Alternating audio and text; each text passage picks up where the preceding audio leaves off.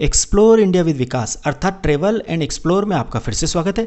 आज हम मध्य प्रदेश के खूबसूरत हिल स्टेशन पचमढ़ी कैसे घूमने जाएं, इस पर विस्तार से चर्चा करेंगे।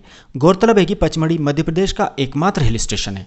सतपुड़ा पर्वत श्रेणी में स्थित पचमढ़ी को सतपुड़ा की रानी के नाम से भी जाना जाता है। इसे स्थानीय लोग मध्य प्रदेश का शिमला भी कहते हैं। इसमें कोई दो मत नहीं है कि पचमढ़ी का प्राकृतिक सौंदर्य आपको मंत्रमुग्ध कर देगा।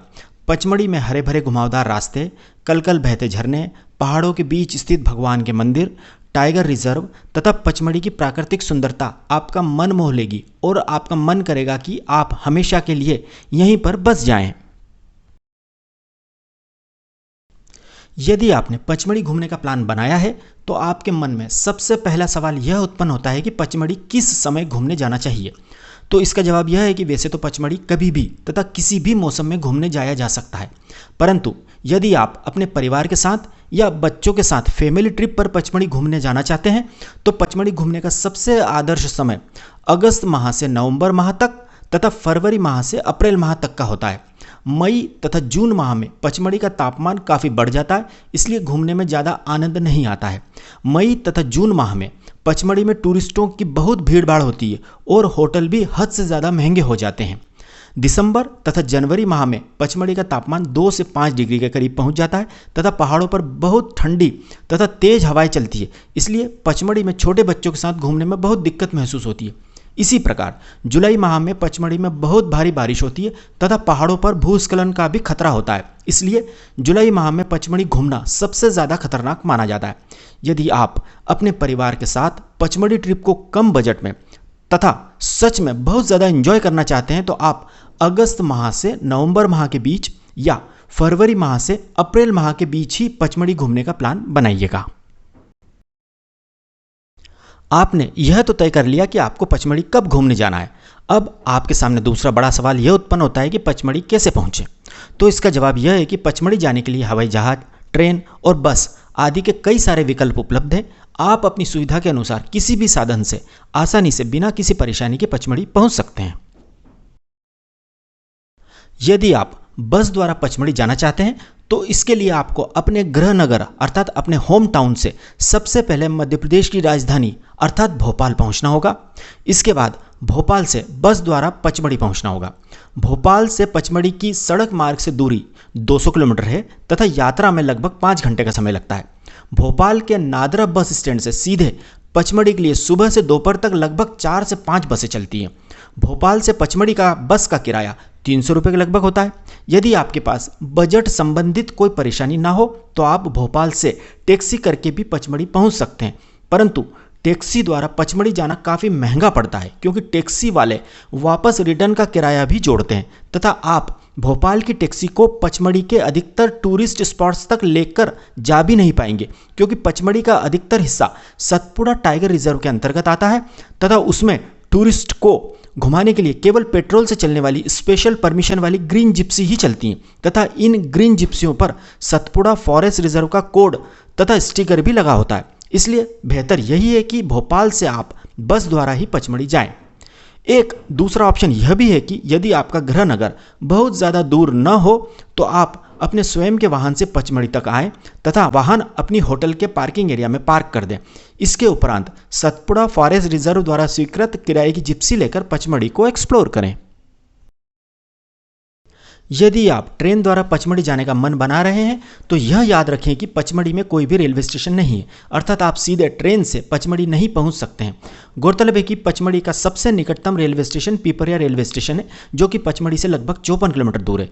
पीपरिया रेलवे स्टेशन तक प्रतिदिन देश भर से कई ट्रेनें आती हैं। यदि आपके गृह नगर से पीपरिया तक सीधी ट्रेन ना हो तो आपको अपने गृह नगर से सबसे पहले भोपाल आना होगा तथा वहाँ से आपको पीपरिया के लिए आसानी से ट्रेनें मिल जाएंगी।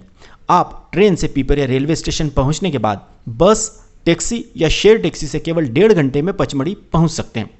आप यह चिंता बिल्कुल मत कीजिए कि पीपरिया से बस या टैक्सी नहीं मिली तो क्या होगा।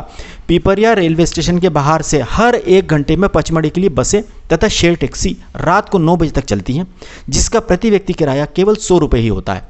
इनसे आप पीपरिया से बिना किसी परेशानी के पचमढ़ी पहुंच सकते हैं। यदि आप पीपरिया से प्राइवेट टैक्सी करते हैं तो वह पचमढ़ी तक के 900 रुपये से 1200 रुपये के बीच लेगी।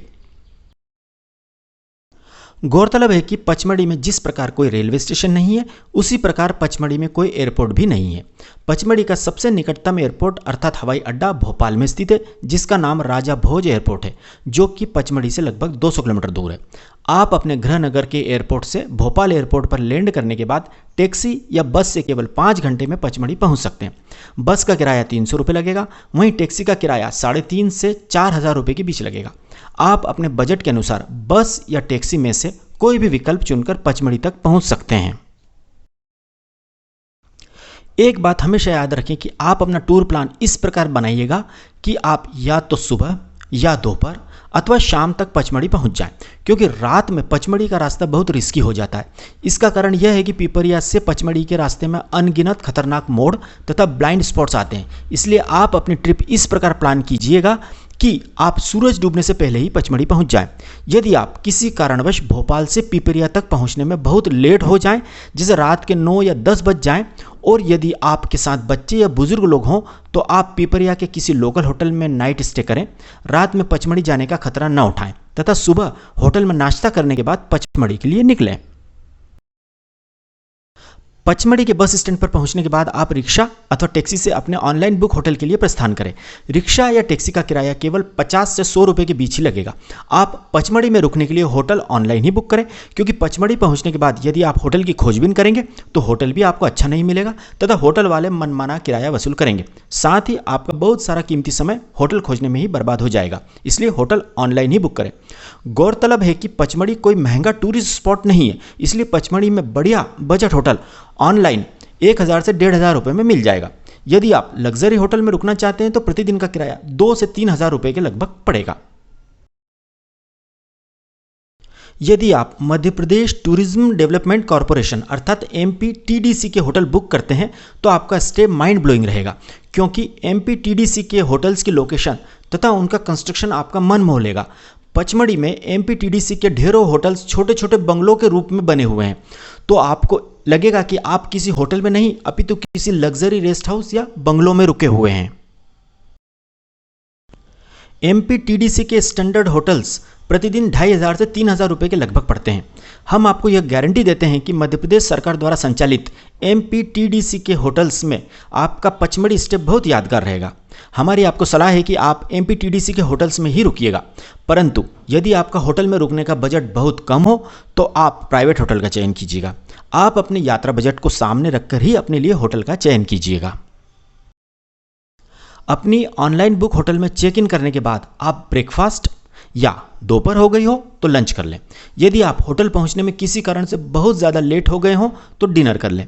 गौरतलब है कि पचमढ़ी में घूमने के ढेरों स्थान हैं, परंतु प्रमुख स्थान इस प्रकार है: Pandav Gufa, Jatashankar, Gupt Mahadev, Apsara Vihar, Panchali Kund, lovers point, Mahadev, Amba Mai, Begum palace, echo point, Duchess fall, Reechgarh, Chauragarh, Dhoopgarh, bee fall झरना, हांडी खो, राजेंद्रगिरी, प्रियदर्शनी, सतपुड़ा नेशनल पार्क, जंगल सफारी आदि। इसके अलावा आप यहाँ पैरासेलिंग, जिप लाइन तथा पचमढ़ी की झील में स्पीड बोटिंग तथा पेडल बोटिंग भी कर सकते हैं।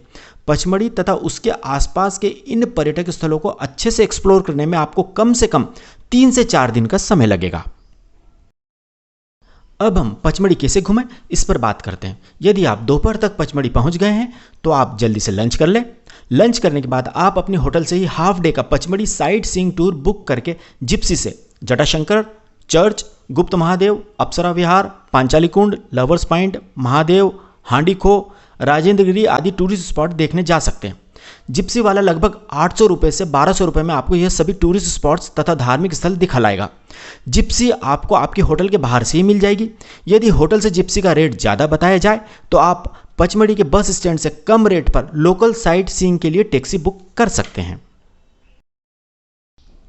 इन टूरिस्ट स्पॉट्स को घुमाने के लिए ऑटो रिक्शा भी उपलब्ध हैं, जो लगभग 500 या 600 रुपये लेंगे। उल्लेखनीय है कि ये सभी टूरिस्ट स्पॉट्स एक दूसरे से केवल 1 से 3 किलोमीटर दूरी हैं, इसलिए आप केवल 5 से 6 घंटे में अर्थात आधे दिन में ही ये सभी टूरिस्ट स्पॉट्स तथा धार्मिक स्थल घूम सकते हैं। आपके मन में यदि यह विचार आ रहा हो कि ये सभी टूरिस्ट स्पॉट पास पास ही तो हैं, तो क्यों ना पैदल पैदल ही इन जगहों को देख आया जाए। इससे टैक्सी के किराए की बचत हो जाएगी। तो इसमें सबसे बड़ी दिक्कत यह है कि यह टूरिस्ट स्पॉट्स पास पास ज़रूर है, परंतु ये सभी किसी पहाड़ी पर, किसी खाई में या किसी ऊबड़ खाबड़ रास्ते पर स्थित है। तो इन्हें पैदल पैदल एक्सप्लोर नहीं किया जा सकता, क्योंकि चलने में बहुत ज़्यादा थकान महसूस होती है। यदि आपके साथ छोटे बच्चे तथा आपके बुजुर्ग पेरेंट्स हों तो भूलकर भी पचमढ़ी के टूरिस्ट स्पॉट्स बिना टैक्सी करे घूमने मत जाइएगा। पचमढ़ी में सबसे पहले आप शंकर भगवान के मंदिर जटाशंकर को देखने जाइएगा। जटाशंकर के लिए आपको जहां आपकी टैक्सी ड्रॉप करेगी वहां से लगभग आधा किलोमीटर पैदल चलना पड़ेगा तथा सीढ़ियां भी उतरनी पड़ेंगी, परंतु जटाशंकर मंदिर तथा आसपास की मनोरम प्राकृतिक छटा आपका मन मोह लेगी। जटाशंकर मंदिर के रास्ते में आपको भक्तन बाई की कुटिया मिलेगी। कुटिया के सामने मिट्टी की सीढ़ियों पर चबूतरे पर बैठकर भक्तन बाई दिन भर मधुर आवाज में शिवजी के भजन गाती हैं। भक्तन बाई के भजन की आवाज़ जटाशंकर मंदिर के आसपास के पहाड़ों से टकराकर इको इफेक्ट उत्पन्न करती है, जिससे उनकी आवाज़ आधे किलोमीटर दूर तक गूंजती रहती है। भक्तन बाई की आवाज़ में ऐसा जादू है कि यदि आपने इनका भजन एक बार सुन लिया तो आप जीवन भर इनकी आवाज़ को भूल नहीं पाएंगे। बीबीसी की पचमढ़ी पर बनी 1 घंटे की वर्ल्ड फेमस डॉक्यूमेंट्री में भी भक्तन बाई के गाने को विशेष रूप से शामिल किया गया है। भक्तन बाई को पचमढ़ी की लता मंगेशकर भी कहा जाता है। यदि आप पचमढ़ी घूमने गए तथा आपने भक्तन बाई के शिव भजन नहीं सुने तो आपकी पचमढ़ी यात्रा अधूरी ही कही जाएगी। आप भक्तन बाई से शंकर तेरी जटा से बहती है गंगा धारा भजन जरूर सुनिएगा। भक्तन बाई के भजन सुनने के बाद आप भक्तन बाई को कम से कम 11 रुपये दान के रूप में ज़रूर दीजिएगा, क्योंकि भक्तों द्वारा दिए गए दान के पैसों से ही भक्तन बाई का जीवन चलता है। यह कोई भीख नहीं है, अपितु कर्णप्रिय गायकी की कला का सम्मान है। शिवजी का जटाशंकर मंदिर तथा आसपास के अन्य टूरिस्ट स्पॉट्स को देखने के बाद आप पचमढ़ी के बेटा बावर्ची नामक फेमस रेस्टोरेंट में डिनर करने जाइएगा। अब आप सोच रहे होंगे कि बेटा बावर्ची रेस्टोरेंट में खाना क्यों खाएं, अपनी होटल में या पचमढ़ी की किसी अन्य रेस्टोरेंट में डिनर क्यों नहीं करें? तो इसका कारण यह है कि पूरे देश और दुनिया में इंदौर के खाने का टेस्ट प्रसिद्ध है। पचमढ़ी का बेटा बावर्ची रेस्टोरेंट इंदौर के टेस्ट को हूबहू रिप्लिकेट करता है। यूं तो पचमढ़ी में सैकड़ों छोटे बड़े रेस्टोरेंट है, परंतु बेटा बावर्ची रेस्टोरेंट का खाना यदि आपने एक बार चख लिया तो फिर आप पचमढ़ी में किसी अन्य रेस्टोरेंट में जाएंगे ही नहीं। वहाँ का खाना महंगा भी नहीं है, अर्थात रेट्स भी बहुत ही रीजनेबल है। टेस्ट के अलावा इस रेस्टोरेंट की एक सबसे बड़ी खासियत यह भी है कि ये आपको पिक एंड ड्रॉप की सुविधा भी प्रदान करता है, अर्थात आप केवल एक फ़ोन करेंगे और बेटा बावर्ची की प्राइवेट जिप्सी या कार आप जहां भी खड़े होंगे वहां 5 से 10 मिनट में आपको पिक करने आ जाएगी। भोजन करने के बाद यही जिप्सी आपको आपकी होटल या आप जहां कहेंगे वहां ड्रॉप कर देगी। और सबसे अच्छी बात तो यह है कि यह सुविधा फ्री ऑफ कॉस्ट है, अर्थात पिक एंड ड्रॉप का कोई एक्स्ट्रा चार्ज भी नहीं लिया जाएगा। यह सुविधा पूरी तरह मुफ्त है। रेस्टोरेंट में डिनर करने के बाद आप अपनी होटल में आकर रेस्ट करें। इस प्रकार पहाड़ों की रानी पचमढ़ी में आपका पहला दिन समाप्त होता है। अगले दिन अर्थात दूसरे दिन आप सुबह नहाकर तथा फ्रेश होकर अपनी होटल में ही थोड़ा हेवी ब्रेकफास्ट कर लें। ब्रेकफास्ट करने के बाद आप बाइसन लॉज की ओर प्रस्थान करें। बाइसन लॉज आप पैदल पैदल ही जा सकते हैं या आपके होटल वाले ही आपको फ्री ऑफ कॉस्ट वहां छुड़वा देंगे। गौरतलब है कि बाइसन लॉज वह बिल्डिंग अर्थात जगह है जहां से आपको पचमढ़ी के सतपुड़ा फॉरेस्ट रिजर्व तथा पचमढ़ी के कई प्रतिबंधित क्षेत्रों में घूमने के लिए परमिट तथा पेट्रोल से चलने वाली ग्रीन जिप्सी मिलेगी। बाइसन लॉज पचमढ़ी के बीचों बीच स्थित है, तो यहाँ तक आप अपनी होटल से 5 से 10 मिनट में पैदल भी पहुँच सकते हैं। बाइसन लॉज में सतपुड़ा फॉरेस्ट रिजर्व का permit office, tourist guide counter तथा जिप्सी किराए पर लेने का काउंटर है। बाइसन लॉज में स्थित सतपुड़ा फॉरेस्ट रिजर्व का ऑफिस सुबह ठीक 9 बजे खुल जाता है तथा यहाँ से यात्रा के परमिट प्रदान किए जाते हैं।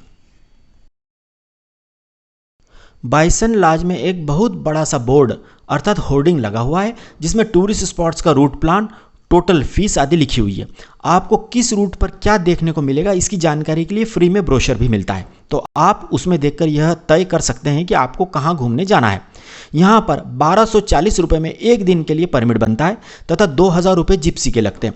इस प्रकार कुल 3240 रुपये में एक दिन के लिए एक रूट पर घूमने की अनुमति तथा टैक्सी मिलती है। यह सतपुड़ा फॉरेस्ट रिजर्व अथॉरिटी का फिक्स रेट है। यहाँ बार्गेनिंग अर्थात मोलभाव संभव ही नहीं है। अब रूट की बात करते हैं। जैसे यदि आप सबसे फेमस रूट नंबर 3 का चयन करते हैं तो इस रूट पर पांडव गुफा, धूपगढ़, बीफॉल झरना, रीछगढ़ आदि टूरिस्ट प्लेसेस आती हैं। आप कोई भी रूट चुनें, आपको 3240 रुपये ही देने होते हैं। एक परमिट पर अधिकतम 6 लोग यात्रा कर सकते हैं। परमिट फीस में एक टूरिस्ट गाइड भी अनिवार्य रूप से शामिल होता है। आप यदि यह सोच रहे हैं कि टूरिस्ट गाइड नहीं लेंगे तो यह बिल्कुल नहीं होगा। आपको अनिवार्य रूप से फॉरेस्ट रिजर्व ऑफिस से एक टूरिस्ट गाइड मिलेगा ही मिलेगा। टूरिस्ट गाइड को आपको अलग से पैसे नहीं देने होते हैं। टूरिस्ट गाइड की फीस परमिट के अंदर ही शामिल होती है। आपके साथ टूरिस्ट गाइड कौन जाएगा यह भी फॉरेस्ट रिजर्व का परमिट जारी करने वाले ऑफिसर्स तथा रेंजर्स ही तय करते हैं। केवल 5 मिनट में आपके आधार कार्ड की फोटोकॉपी तथा आपके मोबाइल नंबर के आधार पर तत्काल परमिट जारी कर दिया जाएगा। यदि टूरिस्ट सीजन है तो भी आपको परमिट मिलने में अधिक से अधिक 15 मिनट का समय लगेगा। यह याद रखें कि परमिट ऑनलाइन नहीं मिलता है, केवल पचमढ़ी में बाइसन लॉज से ही परमिट मिलता है। आप इस बात की चिंता बिल्कुल ना करें कि परमिट आपको मिलेगा कि नहीं मिलेगा। यदि आप बाइसन लॉज में सतपुड़ा फॉरेस्ट रिजर्व के ऑफिस में सुबह 9 बजे से 11 बजे के बीच पहुंच गए तो आपको बड़े आराम से बिना किसी दिक्कत के परमिट तथा घूमने के लिए जिप्सी मिल जाएगी। एक परमिट पर अधिकतम 6 लोग टूरिस्ट स्पॉट्स देख सकते हैं। इसका कारण यह है कि एक जिप्सी में ड्राइवर तथा टूरिस्ट गाइड को मिलाकर अधिकतम 8 लोग ही बैठ सकते हैं। यदि आपके मेंबर 6 से अधिक हैं तो आपको 2 परमिट तथा 2 जिप्सी लेनी होगी। आप अलग अलग आधार कार्ड पर जितने चाहे उतने परमिट ले सकते हैं, कोई प्रतिबंध नहीं है। बाइसन लॉज में स्थित जिप्सी बुकिंग काउंटर पर सबसे पहले जिप्सी के किराए का 2000 रुपये अमाउंट जमा करने के बाद ही परमिट की लाइन में लग सकते हैं। यहाँ कहीं भी कोई भी बार्गेन अर्थात मोलभाव नहीं होता है। फिक्स रेट है तो फालतू में मोलभाव करके अपना कीमती समय नष्ट न करें। परमिट जारी होते ही आपके द्वारा दिए गए मोबाइल नंबर पर तत्काल 1 मिनट में ही आपको अलॉट हुई जिप्सी के ड्राइवर तथा गाइड का फोन आ जाएगा तथा अगले ही मिनट ये दोनों आपके पास आकर खड़े हो जाएंगे। अब आप जिप्सी के ड्राइवर तथा गाइड को लेकर अपनी होटल से अपने परिवार को पिक कर लीजिए और जो भी रूट आपने सिलेक्ट किया है उस पर अपनी यादगार ट्रिप एंजॉय कीजिए।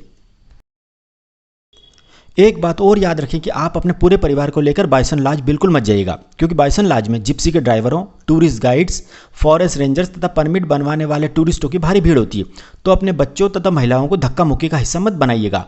आप अकेले ही परमिट लेने के बाद आपको अलॉट हुई जिप्सी में टूरिस्ट गाइड को बिठाकर अपने परिवार को अपनी होटल से पिक कर लीजिएगा। आप पचमढ़ी में किसी भी ट्रेवल एजेंट या टूर कंपनी की झांसी में बिल्कुल बताइएगा कि वह आपका कम पैसे में परमिट बनवा देगा। ऐसा पचमढ़ी में संभव ही नहीं है। आपको खुद अपना आधार कार्ड अथवा उसकी फोटोकॉपी और अपना मोबाइल लेकर बाइसन लॉज में सतपुड़ा फॉरेस्ट रिजर्व के ऑफिस में जाना ही होगा और हम आपको गारंटी देते हैं कि आपको परमिट मिलेगा ही मिलेगा, क्योंकि परमिट जारी करने की कोई लिमिट नहीं है तथा परमिट जारी करने के 10 से 15 काउंटर होते हैं तथा हर काउंटर पर 1 मिनट से भी कम समय में एक परमिट जारी किया जाता है। इसलिए पचमढ़ी में परमिट की कहीं कोई मारामारी नहीं है, पूरी प्रक्रिया साफ सुथरी है। एक बात और भी याद रखें कि पचमढ़ी में कुछ लोकल टूरिस्ट स्पॉट्स देखने के लिए किसी परमिट की ज़रूरत नहीं है, पर वह बहुत कम है, जैसे महादेव मंदिर, गुप्त महादेव आदि। अब आपने जो भी रूट चुना है उस रूट के टूरिस्ट पॉइंट्स देखने निकल जाइए। जैसे यदि आपने सबसे ज़्यादा प्रसिद्ध रूट नंबर 3 का परमिट लिया है तो जिप्सी वाला आपको सबसे पहले पचमढ़ी की पांडव गुफा दिखाने ले जाएगा। ऐसा कहा जाता है कि यहाँ पर पांडव अपने अज्ञातवास के दौरान कुछ समय रहे थे। पांडव दिन में घने जंगलों में दुर्योधन के गुप्तचरों से बचने के लिए छुपकर रहते थे तथा रात में पचमढ़ी के पहाड़ को काटकर अपने रहने तथा छुपने के लिए गुफा बनाते थे। परंतु पूर्णिमा की एक रात को चंद्रमा की रोशनी के कारण दुर्योधन के किसी गुप्तचर ने उन्हें गुफा बनाते हुए देख लिया। ये बात जैसे ही पांडवों को पता चली तो वे तत्काल इस जगह को छोड़कर किसी अज्ञात स्थान की ओर चले गए तथा ये गुफाएं अधूरी ही रह गईं। कालांतर में इन गुफाओं में आदि मानव रहने लगे। वर्तमान में इन गुफाओं को आर्कियोलॉजिकल सर्वे ऑफ इंडिया द्वारा संरक्षित किया गया है। ये गुफाएं एक पहाड़ पर बनी हुई हैं। पहाड़ के नीचे सुंदर सा बगीचा बना हुआ है जहां से आप पांडव गुफा को फूलों के बीच बैठकर निहार सकते हैं। आप पहाड़ पर स्थित इन गुफाओं को निकट से भी देख सकते हैं, क्योंकि इन गुफाओं तक पहुंचने के लिए सीढ़ियां बनी हुई हैं। पांडव गुफा देखने तथा बगीचे में घूमने में आपको कम से कम 1 से 2 घंटे का समय लगेगा। इसमें कोई दो मत नहीं है कि इस जगह पर आकर आपकी यात्रा की सारी थकान दूर हो जाएगी। सेल्फी लवर्स, इंस्टाग्राम के लिए रील्स तथा यूट्यूब के लिए वीडियो तथा शॉर्ट्स बनाने वालों के लिए तो यह जगह किसी जन्नत से कम नहीं है। पांडव गुफा दिखाने के बाद जिप्सी का ड्राइवर तथा आपका गाइड आपको बी फॉल झरने की ओर ले जाएगा। बी फॉल झरने के लिए प्रस्थान करने से पहले आप पांडव गुफा के पार्किंग एरिया की दुकानों से कोल्ड ड्रिंक, जूस, नमकीन, बिस्किट्स, चिप्स, चॉकलेट्स तथा खाने पीने की बहुत सारी चीज़ें खरीद लीजिएगा, क्योंकि बी फॉल झरने में आपको खाने पीने की दुकानें नहीं मिलेगी। यदि आप स्नैक्स तथा खाने पीने की चीज़ें अपने साथ लेकर जाएंगे तो झरने को देखते हुए स्नैक्स खाने में आपको तथा आपके बच्चों को बड़ा ही आनंद आएगा। गौरतलब है बी फॉल झरना पचमढ़ी का सबसे फेमस तथा बारहमासी बहने वाला झरना है। बी फॉल झरने से ही पानी की सप्लाई पूरे पचमढ़ी शहर में होती है। बी फॉल झरना लगभग 150 फीट की ऊंचाई से गिरता है। बी फॉल झरने से लगभग आधा किलोमीटर पहले ही आपकी जिप्सी आपको उतार देगी, क्योंकि आगे जिप्सी जाने का रास्ता नहीं होता है। आपको पैदल ही इस झरने तक जाना होता है। इस झरने तक पहुंचने के लिए लगभग 450 सीढ़ियां उतरनी होती है। यह झरना बहुत ऊंचाई से गिरता है तथा बहुत ही विहंगम दिखाई देता है। बी फॉल झरने की विशेषता यह है कि यह अलग अलग मौसम में अलग अलग प्रकार से दिखाई देता है। जैसे बी फॉल झरना अगस्त से नवंबर माह में आपको बहुत कुछ बाहुबली मूवी के जल पर्वत के जैसा दिखाई देगा। इस झरने का नाम बी फॉल 2 कारणों से पड़ा है। पहला कारण तो यह है कि बी अर्थात मधुमक्खी का झुंड जैसी आवाज करता है वैसी आवाज इस झरने के पानी के चट्टानों से टकराने पर उत्पन्न होती है। दूसरा कारण यह है कि इस झरने से गिरने वाली तेज पानी की धार जब हमारे शरीर से टकराती है तो ऐसा लगता है कि जैसे मधुमक्खी डंक मार रही हो। यह झरना एक चट्टान पर गिरता है तथा उसके बाद पानी चट्टानों के बीच से बहता हुआ आगे बढ़ जाता है। इस झरने के पानी में डूबने जैसा कोई खतरा भी नहीं है। ना कोई गहरी खाई है, ना कोई तालाब है। केवल एक आध जगह कमर कमर तक पानी होता है। बी फॉल में आपकी सुरक्षा के लिए कई फॉरेस्ट रेंजर्स भी तैनात रहते हैं, तो कोई खतरा नहीं है। बस पानी के कारण कुछ पत्थरों पर काई जमने के कारण फिसलन जरूर होती है। इस झरने में नहाने का आनंद ही कुछ और है। यदि आप इस झरने में नहाना चाहते हैं तो आप अपने साथ एक जोड़ी कपड़े होटल से जरूर अपने साथ में लेकर जाएं। बी फॉल झरने के पास ही महिलाओं के लिए कपड़े बदलने के लिए एक छोटा सा टेम्परेरी चेंजिंग रूम भी है। इस झरने के पानी से आपके परिवार के बच्चे तो निकलना ही नहीं चाहेंगे। आपको अपने बच्चों को इस झरने के पानी से बाहर निकालने के लिए हाथ पकड़ पकड़ कर खींच कर बाहर निकालना पड़ेगा, क्योंकि आपके बच्चों को पूरी पचमढ़ी ट्रिप में सबसे ज़्यादा आनंद यहीं आएगा। वे झरने के ठंडे ठंडे पानी से बाहर निकलना ही नहीं चाहेंगे। इस झरने को अच्छे से एंजॉय करने में आपको 3 घंटे का समय लगेगा। जब आप बी फॉल देखकर वापस अपनी जिप्सी की ओर जाएंगे तो बीच में एक ऐसी जगह भी आएगी जहां छोटे छोटे गड्ढों में पानी भरा होगा, जिनमें सैकड़ों छोटी छोटी मछलियां होंगी। आप अपने जूते मोजे निकालकर अपने पैर इन गड्ढों के पानी में डुबाकर बैठ जाइएगा। इन गड्ढों में जो छोटी छोटी मछलियां हैं वह आपके पंजों तथा पैरों की मसाज करने आ जाएंगी तथा केवल 5 मिनट में ही ये मछलियां आपके पैरों की थकान दूर कर देंगी। इस पॉइंट को फिश मसाज पॉइंट भी कहा जाता है। बिना पैसे दिए फ्री में मछलियों से मसाज कराने के बाद आप वापस अपनी जिप्सी में आकर बैठ जाएं। अब जिप्सी वाला आपको लंच के लिए नंदनवन रेस्टोरेंट चलने के लिए जोर डालेगा। आप उसे तत्काल कहिए कि या तो बेटा बावर्ची रेस्टोरेंट लेकर जाए या आप अपनी पसंद के किसी अन्य रेस्टोरेंट में भी जा सकते हैं, परंतु भूल कर भी नंदनवन रेस्टोरेंट मत जाइएगा। इसका कारण हम आपको आगे इस वीडियो में विस्तार से बताएंगे। अपनी पसंद के किसी भी बढ़िया रेस्टोरेंट में लंच करने के बाद आपको आपका टैक्सी वाला तथा टूरिस्ट गाइड रीचगढ़ दिखाने के लिए लेकर जाएंगे। रीचगढ़ में आपको जिप्सी जिस स्थान पर छोड़ेगी वहां से आपको ज़्यादा पैदल नहीं चलना पड़ेगा। रीचगढ़ में एक गुफा है जिसमें कहा जाता है कि पहले कभी रीछ अर्थात भालू रहा करते थे। रीछगढ़ में एक ऐसी जगह भी है जहां पर 2 बड़ी बड़ी भीमकाय चट्टानों के बीच से जब तेज हवाएं गुजरती हैं तो ऐसा महसूस होता है कि 100 से ज़्यादा एयर कंडीशनर एक साथ शीतलता प्रदान कर रहे हैं। इस जगह पर ठंड के कारण आपके रोंगटे खड़े हो जाएंगे। रीछगढ़ में ही एक ऐसा पेड़ भी है जिसकी डालियां फोटो फ्रेम की तरह मुड़ी हुई हैं।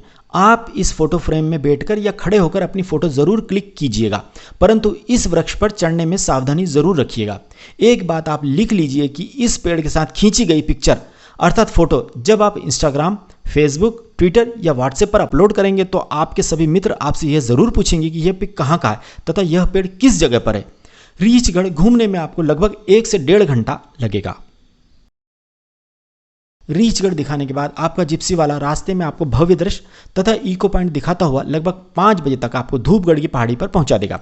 गौरतलब है कि धूपगढ़ मध्य प्रदेश की सबसे ऊंची चोटी है। यह समुद्र तल से 4436 फीट अर्थात 1352 मीटर ऊंची पहाड़ी है। यहाँ से सूर्योदय तथा सूर्यास्त का विहंगम दृश्य दिखाई देता है। आप यहाँ से सूर्योदय तो कभी नहीं देख पाएंगे क्योंकि इस जगह आप सुबह 6 बजे किसी भी सूरत में नहीं पहुँच पाएंगे क्योंकि परमिट ही 9 बजे के बाद जारी किया जाता है। हाँ, सूर्यास्त का आनंद आप यहाँ जरूर ले पाएंगे। धूपगढ़ में शाम को बहुत भारी भीड़ होती है। इसका कारण यह है कि पचमढ़ी में घूमने आने वाले सभी पर्यटक शाम को सनसेट देखने धूपगढ़ ही आते हैं।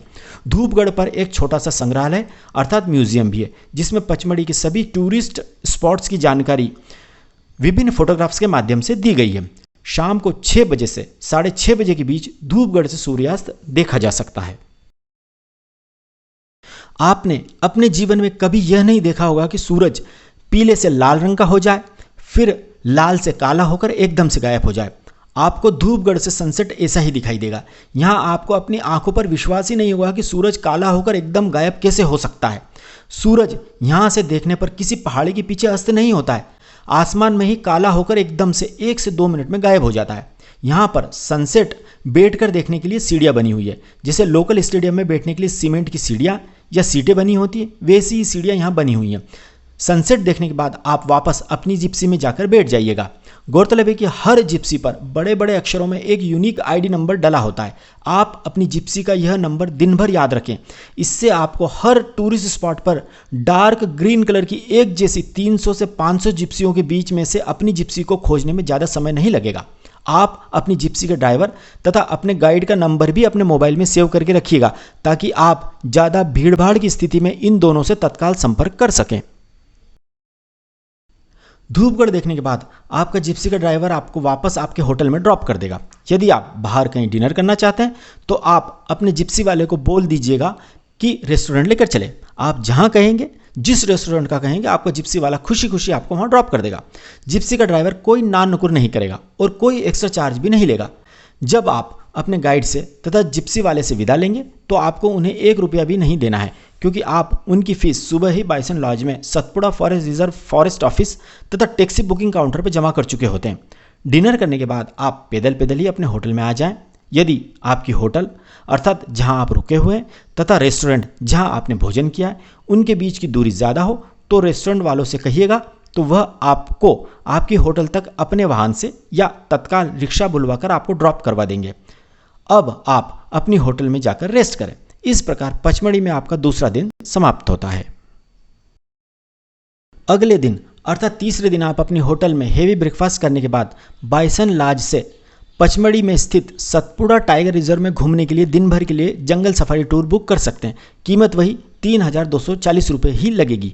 एक बात याद रखें कि सतपुड़ा टाइगर रिजर्व की इस जंगल सफारी में आपको टाइगर, चीता, भालू, हाथी आदि जानवर यदि आपकी किस्मत अच्छी हुई तो ही दिखाई देंगे, परंतु छोटे छोटे जानवर, पक्षी, बंदर तथा नीलगाय बहुत बड़ी तादाद में दिखाई देंगे। आपको यहाँ जिम कार्बेट जैसी अद्भुत जंगल सफारी जैसा ही आनंद आएगा। इसमें कोई दो मत नहीं है कि सतपुड़ा टाइगर रिजर्व में खुली जिप्सी में जंगली जानवरों के बीच घूमने में आपको तथा आपके परिवार को बहुत आनंद आएगा। कदम कदम पर फॉरेस्ट रेंजर्स आपकी सुरक्षा के लिए तैनात रहते हैं, तो जानवरों से कोई खतरे की बात भी नहीं है। सतपुड़ा जंगल सफारी में आपको रास्ते में खाने पीने की कोई दुकान भी नहीं मिलेगी, पानी भी नहीं मिलेगा। इसलिए अपने बैग में बहुत सारा खाने पीने का सामान तथा पानी की बोतल ज़रूर साथ लेकर जाइएगा। यदि आप जंगल सफारी नहीं करना चाहते हैं तो तीसरे दिन आप फॉरेस्ट रिजर्व ऑफिस से किसी अन्य रूट का परमिट भी ले सकते हैं। यदि आप तीसरे दिन फ्री में घूमना चाहते हैं तो आप चौरागढ़ का मंदिर देखने जा सकते हैं। चौरागढ़ जाने के लिए किसी परमिट की कोई ज़रूरत नहीं होती है, आप पैदल पैदल ही चौरागढ़ जा सकते हैं। चौरागढ़ जाने के लिए छोटे छोटे 3 पहाड़ों से गुजरना होता है। यहाँ जाने के लिए कोई वाहन उपलब्ध नहीं होता है। चौरागढ़ यदि देखना चाहते हैं तो आपको सुबह जल्दी होटल से निकलकर महादेव मंदिर के पास से चढ़ाई प्रारंभ कर देनी होगी। चौरागढ़ पचमढ़ी से केवल 4 किलोमीटर दूर है, परंतु 3 पहाड़ों तथा 1300 सीढ़ियां चढ़ने तथा उतरने में आपको 5 से 6 घंटे लगेंगे। चौरागढ़ में आपको हजारों त्रिशूलों से घिरे भगवान शिव के सफ़ेद मंदिर के दर्शन करने को मिलेंगे। अपनी मनोकामना पूरी होने पर भक्त इस मंदिर में शिव जी को त्रिशूल अर्पित करते हैं, इसलिए यह पूरा मंदिर परिसर त्रिशूलों से भरा हुआ है। इस मंदिर में जगह जगह आपको त्रिशूलों के ढेर दिखाई देंगे। यदि आप चौरागढ़ जाना चाहते हैं तो आपको अपने बैग में 2 या 3 पानी की ठंडी बोतलें, 1-2 तरह के फल, 2 से 3 बिस्किट तथा सेव मिक्सचर तथा चॉकलेट के पैकेट अवश्य साथ में रखने चाहिए, क्योंकि चौरागढ़ जाने के दौरान आपको रास्ते में ना पानी मिलेगा, ना चाय मिलेगी और ना ही खाने को कुछ मिलेगा। केवल प्रसाद की 1-2 दुकानों के अलावा कुछ भी नहीं मिलेगा। हेवी ट्रैकिंग के कारण यदि आपके साथ बुजुर्ग व्यक्ति तथा बहुत छोटे बच्चे हों तो चौरागढ़ जाना आप अवॉइड कीजिएगा। चौरागढ़ जाने का रास्ता भले ही थोड़ा सुनसान क्यों ना हो, पर पूरी तरह सुरक्षित है। आपको हर 100 से 200 मीटर की दूरी पर श्रद्धालु चौरागढ़ जाते हुए और वापस आते हुए मिलेंगे। आपकी सुरक्षा एवं सहायता के लिए जगह जगह फॉरेस्ट रेंजर्स भी तैनात रहते हैं। यदि आप सुबह 8 बजे से चढ़ाई प्रारंभ करेंगे तो आप दोपहर 2 बजे तक चौरागढ़ के शिव मंदिर के दर्शन करके वापस पचमढ़ी आ जाएंगे। चौरागढ़ से वापस आकर आप लंच करें तथा लंच करने के बाद आप शाम को पचमढ़ी के बीचों बीच स्थित चंपक लेक में pedal boating, speed boating, zip lining आदि वाटर स्पोर्ट्स का आनंद लें। यदि आपके पास थोड़ा खाली समय हो तो आप पचमढ़ी सिटी घूमने तथा शॉपिंग करने पैदल पैदल निकल जाएं। यदि आप पैदल नहीं चलना चाहते हैं तो आपको पचमढ़ी सिटी में एक जगह से दूसरी जगह ले जाने के लिए 30 से 50 रुपये में रिक्शा आसानी से मिल जाएगा। पचमढ़ी के बाजार में या अपनी होटल के रेस्टोरेंट में डिनर करके अपनी होटल में यात्री विश्राम करें। इस प्रकार पचमढ़ी में आपका शानदार तीसरा दिन समाप्त होता है। अगले दिन अर्थात चौथे दिन आप अपनी होटल में ब्रेकफास्ट करने के बाद अपने गृह नगर जाने के लिए होटल से चेकआउट करें। आप रिक्शा या टैक्सी से पचमढ़ी के बस स्टैंड पर आ जाइए। यहाँ से आप बस, टैक्सी या शेयर टैक्सी से पीपरिया, होशंगाबाद, इटारसी या भोपाल, जहाँ से भी आपके गृह नगर के लिए कनेक्टिंग बस या ट्रेन हो वहाँ तक जा सकते हैं। यदि आपकी फ़्लाइट हो तो आपको भोपाल तक जाना होगा। कनेक्टिंग बस, ट्रेन या फ्लाइट से आप पचमढ़ी की सुखद यादों के साथ अपने गृह नगर पहुँचें। इस प्रकार आपकी 4 दिनों की यादगार पचमढ़ी ट्रिप संपन्न होती है। अब हम पचमढ़ी ट्रिप से जुड़ी कुछ प्रमुख बातों पर चर्चा करते हैं। सबसे पहले सबसे महत्वपूर्ण बात करते हैं। चूँकि पचमढ़ी का अधिकतम हिस्सा सतपुड़ा टाइगर रिजर्व के अंतर्गत आता है, इसलिए आपसे निवेदन है कि देर रात में अकेले सुनसान जगह पर न जाएं, क्योंकि रात में कई बार जंगली जानवर भोजन की तलाश में पचमढ़ी के रहवासी क्षेत्रों में भी आ जाते हैं। हम आपको डरा नहीं रहे हैं, अभी तो बता रहे हैं कि फॉरेस्ट रिजर्व के कुछ नियम होते हैं जिन्हें आपको मानना ही चाहिए।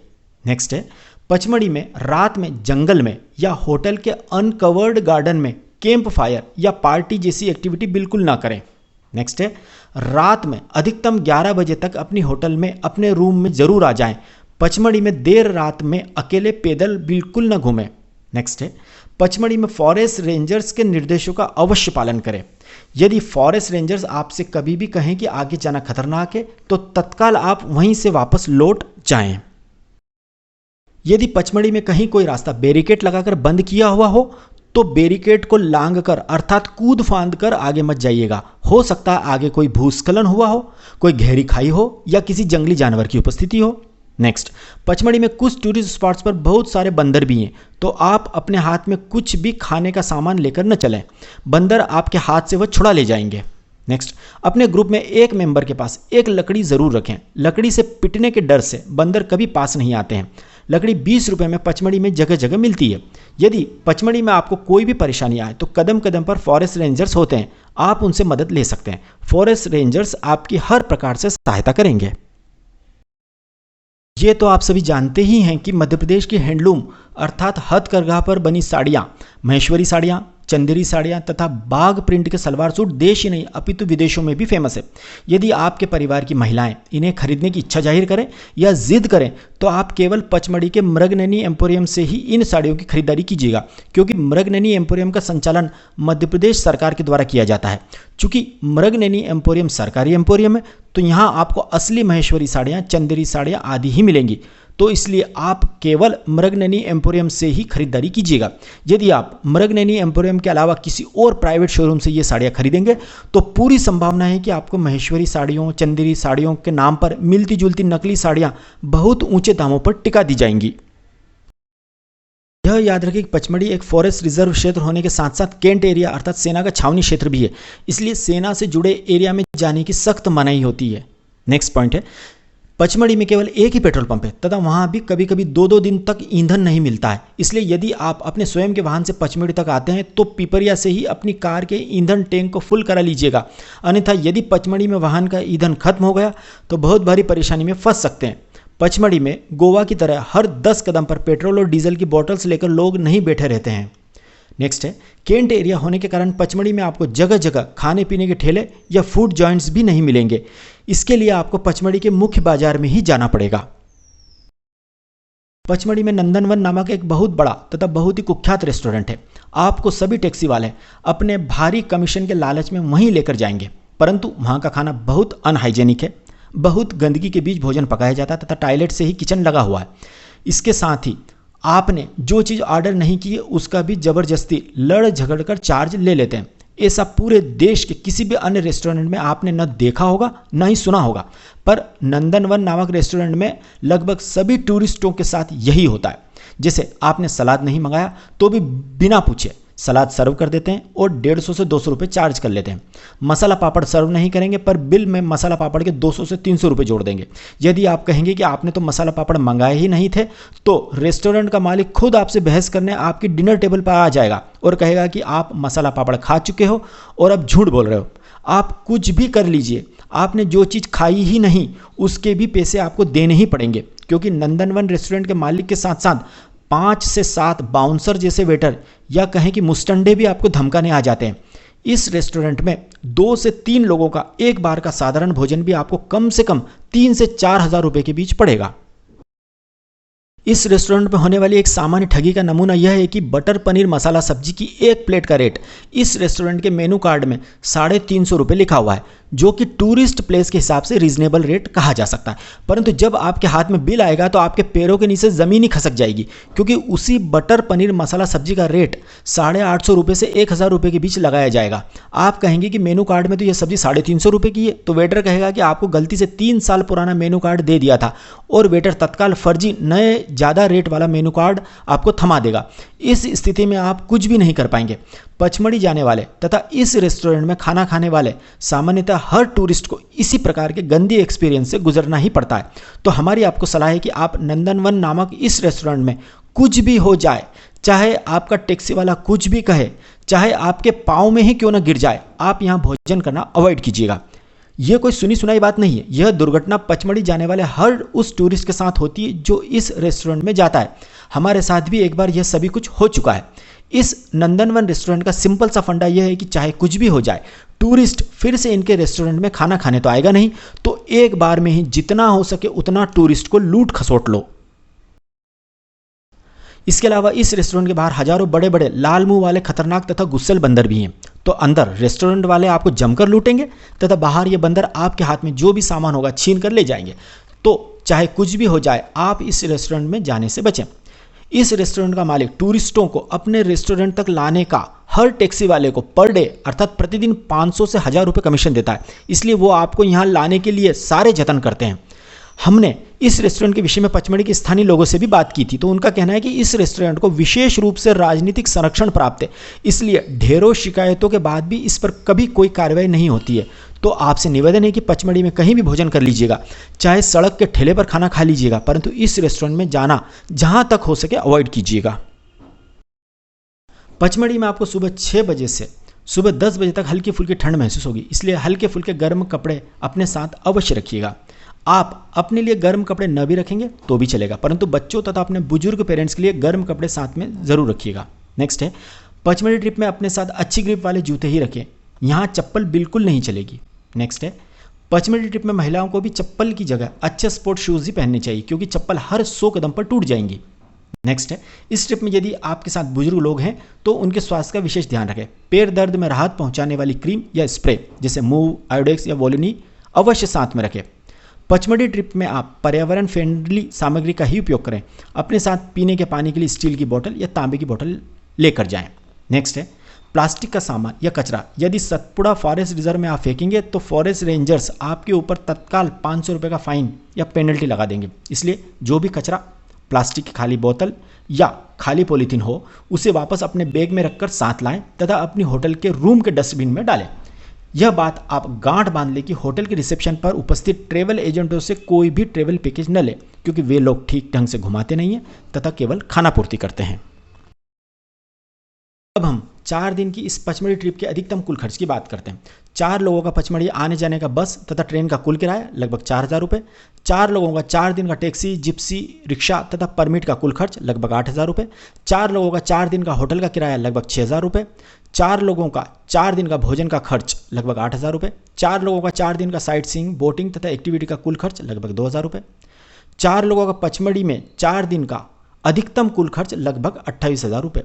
यदि हम इसे 4 से डिवाइड करें तो प्रति व्यक्ति अधिकतम कुल खर्च लगभग 7,000 रुपये आएगा। इस प्रकार आप केवल 7,000 रुपये में शानदार तरीके से टैक्सी को शामिल करते हुए पचमढ़ी घूम सकते हैं। तो अब इंतज़ार मत कीजिए, जल्द ही पचमढ़ी घूमने का प्लान बनाइए। यदि आपको हमारी जानकारी सही तथा उपयोगी लगी हो तो प्लीज़ हमारे चैनल ट्रैवल एंड एक्सप्लोर अर्थात एक्सप्लोर इंडिया विकास को सब्सक्राइब ज़रूर कीजिएगा। Thank you.